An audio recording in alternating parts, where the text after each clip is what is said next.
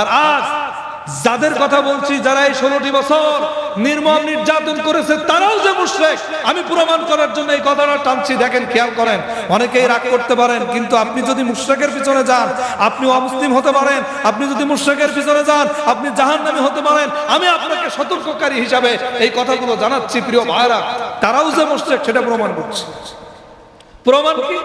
তখন তারা পূজা করতো অমুসলিমরা লাত মানাত উজ্জা হব, আর এখন অমুসলিমরা পূজা করে মা সরস্বতী, মা কালী, মা দুর্গা, আছে না? এখন এদেশের সবচাইতে ওই দলের তৎকালীন সরকারের, মানে 5ই আগস্টের আগের সরকারের সর্বপ্রধান কে? শেখ হাসিনা। কে? তিনি একবার পূজা মণ্ডপে গেলেন, আপনারা অনেকেই জানেন, যে বলছে এবছর মা দুর্গা নৌকায় করে চড়ে এসেছে বলে ফসল ভালো হয়েছে। নাউজুবিল্লাহ।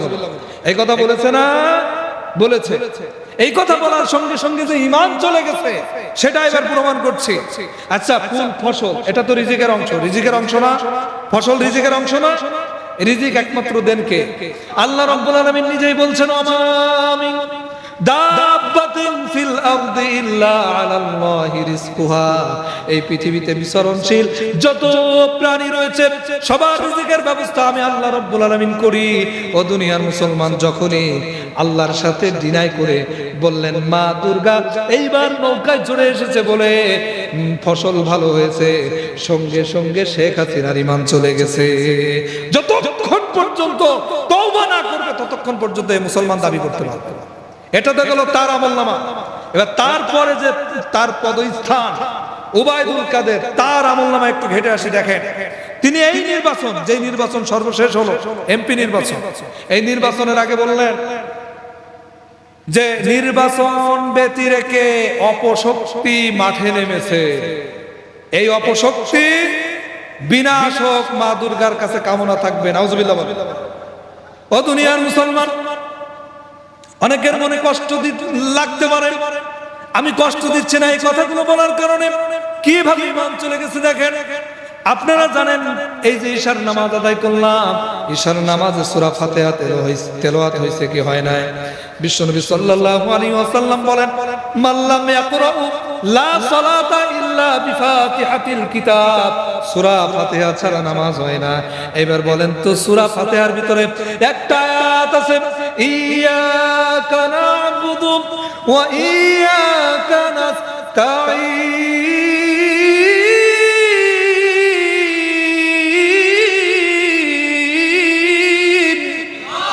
আল্লাহ রাব্বুল আলামিন বলেন, আমাদেরকে কোরআনের এই আয়াত নাজিল করে দিয়ে আমাদেরকে শিখাই দিচ্ছেন, বান্দা তুমি আমার কাছে বলো ইয়াকা না'বুদু, একমাত্র কেবলমাত্র শুধুমাত্র তোমারই ইবাদত করে, ওয়া ইয়াকা নাস্তাঈন, এবং শুধুমাত্র তোমার কাছে সাহায্য প্রার্থনা করি।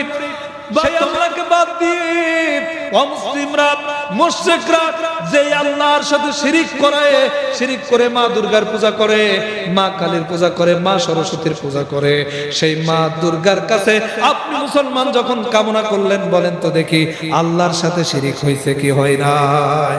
শিরিক হয়েছে। আর শিরিক করার কারণে সঙ্গে সঙ্গে আপনার ঈমান চলে গেছে। কেন চলে গেছে? প্রিয় ভাইরা আমার, আল্লাহ রাব্বুল আলামিন কোরআনুল কারীমের আয়াত নাযিল করছেন, ইয়া বুনাইয়া লা তুশরিক বিল্লাহ।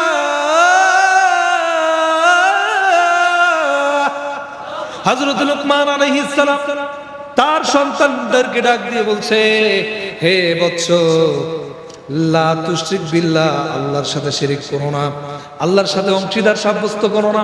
আল্লাহ হলো এক, কুল হুয়াল্লাহু আহাদ, আল্লাহ একক, আল্লাহর কোনো অংশীদার নেই। ও দুনিয়ার মুসলমান, ইন্না শিরকা লাযুলমুন আযীম, শিরিক হলো বড় জুলুম।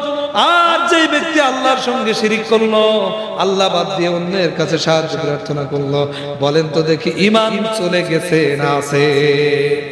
এটা তো গেল ওবায়দুল কাদের। এবার সালমান এফ রহমান দরবেশ বাবার আমলনামা ঘেটে আসে। তিনি বললেন, হাদিসে অনেক ভুল আছে, তবে কোরআনে একটু কম আছে। নাউজুবিল্লাহ বলেন। কাছে কোরআনে ভুল আছে তবে কম, হাদিসে অনেক। নাউজুবিল্লাহ বলেন।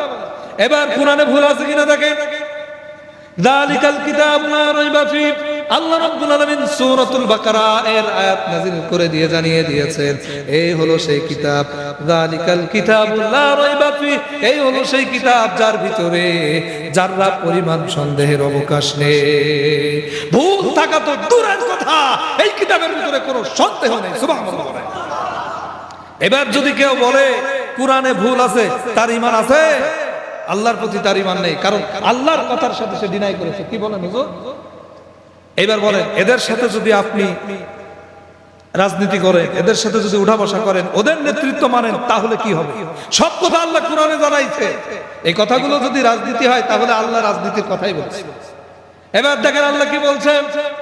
আগে একটা হাদিস আপনাদেরকে জানাই। قال النبي صلى الله عليه وسلم من تشبه بقوم فهو منهم। বিশ্বনবী সাল্লাল্লাহু আলাইহি ওয়াসাল্লাম বলেন, যার সাথে যার সম্পর্ক তার সাথে হাসর। এইবার বলেন, ওবায়দুল কাদের শেখ হাসিনার সাথে যদি আপনার রাজনৈতিক সম্পর্ক থাকে, তাহলে আপনার হাসর কার সাথে? ইতিমধ্যেই প্রমাণ হয়েছে সে মুশরিক, আর সেই মুশরিকের সাথে যদি আপনার হাসর হয়, আপনার অবস্থান কোথায় হবে? এবার দেখেন জাহান্নামে যে হবে, আল্লাহ রাব্বুল আলামিন আরো জানাচ্ছেন, ইয়াউমা নাদউ কুল্লু উনাসিন বিইমামিহিম। আল্লাহ রাব্বুল আলামিন বলছেন, কিয়ামতের ময়দানে আমি মানুষদেরকে তার নেতা সহকারে ডাকবো, নেতা সহকারে ডাক দেব, দিয়ে তাদের কাছে জিজ্ঞেস করব। কি জিজ্ঞেস করবে? তাদেরকে জাহান্নামে দেয়া হবে। এবার যদি আপনার ওবায়দুল কাদের নেতা হয়, আপনার যদি শেখ হাসিনা নেতা হয়, আপনার যদি সালমান এফ রহমান নেতা হয়, ওই নেতা আপনার সামনে যাবে। নেতা সামনে যাওয়ার জন্য কি হবে? আল্লাহ রাব্বুল আলামিন অন্য আয়াতে বলেন, রব্বানা আরিনাল লাযাইনি আযাল্লানা মিনাল জিন্নি ওয়াল ইনসি নাজআলহুমা তাহতা কুদামিনা লিয়াকুনা মিনাল আসফালিন।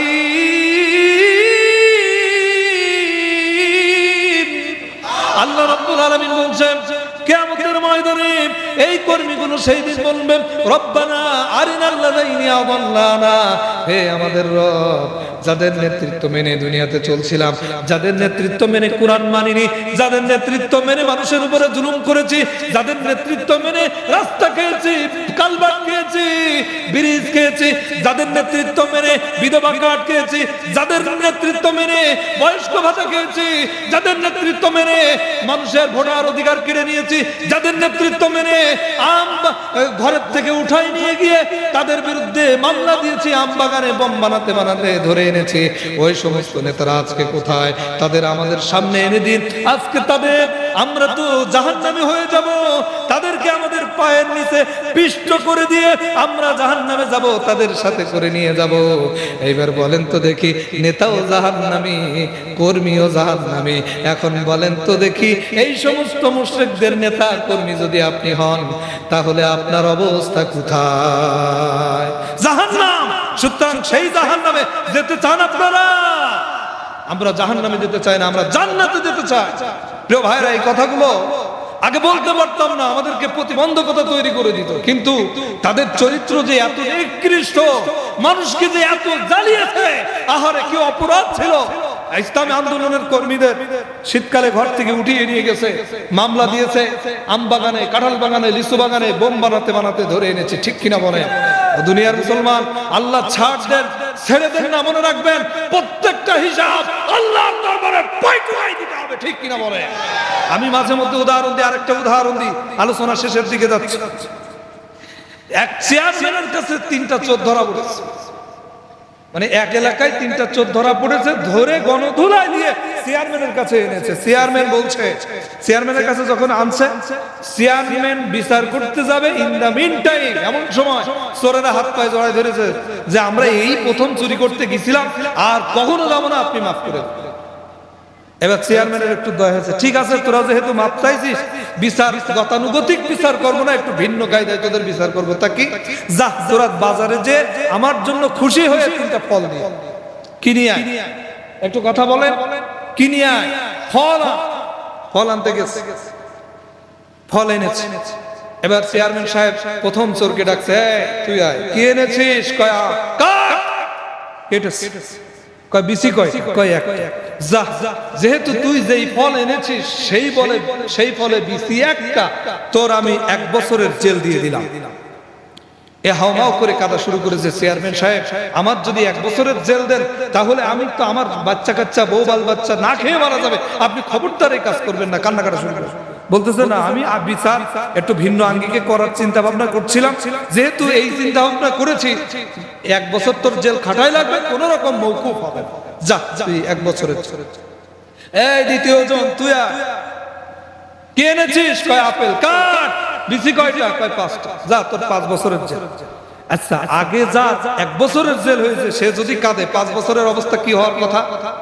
আরো বেশি কাঁদার কথা না? কিন্তু এ হা হা করে হাসা শুরু করেছে। কি রে, ওর 1 বছরের জেল দিলাম, ও কাঁদে আর তুই হাসিস কেন? বলতেছে, আমি কি আমার কথা চিন্তা করে হাসতেছি? আমি তো পরের জনের কথা চিন্তা করে হাসতেছি। তার মানে হচ্ছে বাজারে এত ফল থাকতে ও তরমুজ কিনতে গেল কেন?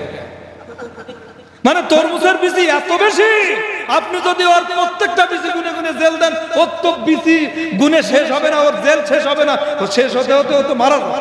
ও দুনিয়ার মুসলমান, এটা শুধু হাসির খোরাকি দিচ্ছি না। আল্লাহ রাব্বুল আলামিন কুরআনুল কারীমের ভিতরে বলছেন, ফামান ইয়ামাল মিসকালা যাররাতিন খায়রান ইয়ারা ওয়া মান ইয়ামাল মিসকালা যাররাতিন শাররান ইয়ারা। কিয়ামতের ময়দানে কেউ যদি যাররা পরিমাণ ভালো কাজ করে থাকে সেটা দেখানো হবে এবং তার উত্তম প্রতিদান দেওয়া হবে। পক্ষান্তরে কেউ যদি যাররা পরিমাণ খারাপ কাজ করে থাকে সেটাও দেখানো হবে, তার শাস্তিও দেওয়া হবে। সুতরাং যারা অপরাধ করেছেন এখনো সময় আছে, তওবা করুন, তা না হলে আল্লাহর কাছে প্রত্যেকটা বিষয়ের হিসাব দিয়েই তারপরে আপনাকে জান্নাত অথবা জাহান্নামে যাওয়া লাগবে। ঠিক কিনা বলে? রাগ করতেছেন? আলোচনা শেষ করে দেব ভাই। হুজুর চলুক, কতক্ষণ চলবে?